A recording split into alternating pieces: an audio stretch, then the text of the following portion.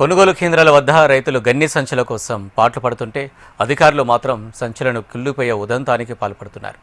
పెద్దపల్లి జిల్లా శ్రీరాంపూర్ కొనుగోలు కేంద్రంలో ధాన్యం దిగుమతి కోసం యంత్రాంగం గోదాంలో ఉన్న సంచులను ఖాళీ చేస్తుండగా గమనించిన రైతులు తీవ్ర ఆగ్రహానికి గురయ్యారు. సంచులను పెట్టుకుని కూడా ఎందుకు అందుబాటులోకి తేవడం లేదని వారు ఆరోపించారు. గోదాంలోని సంచులు రైతులకు ఇస్తే 20 రోజుల ముందే క్వాంటాలు జరిగాయని విమర్శలు వ్యక్తం చేశారు.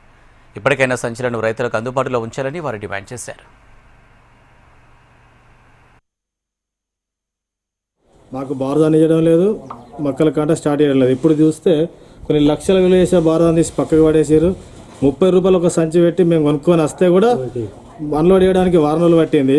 ఈ బారదాన్ని అంతా రైతులకు ఇస్తే ఇప్పటి 10-15 రోజుల కిందనే మొత్తం మొక్కలు కాలైపోతుండే ఈ రైతులకు లాభం జరుగుతుండే. ఇప్పుడు అట్టిగా గవర్నమెంట్ సొమ్మును మొత్తం ఈ వ్యవస్థ కరెక్ట్ అయ్యాక దీని అంతా ఇక్కడ ఉన్న రాజకీయ నాయకత్వం మొత్తం నాశనం చేస్తుంది.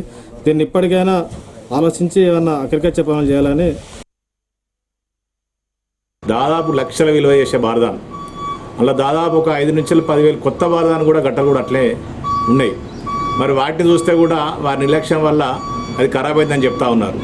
మరి అదేవిధంగా మరి మనం నిన్న మొన్న చూస్తూ ఉన్నాం, గత 15 రోజుల సంది మక్కల బారదాను మక్కల రైతులైతే అధోగతి. వాళ్ళ గోస చూస్తే నిజంగా కూడా బాధ అనిపించింది. మరి ఇంత బారదాను మరి గోడౌన్లో పెట్టుకొని సివిల్ సప్లై వాళ్ళు మరి ఈ బారదాను ఉన్నదని ఒక ఆలోచన కూడా వాళ్ళకు లేకపోవడం.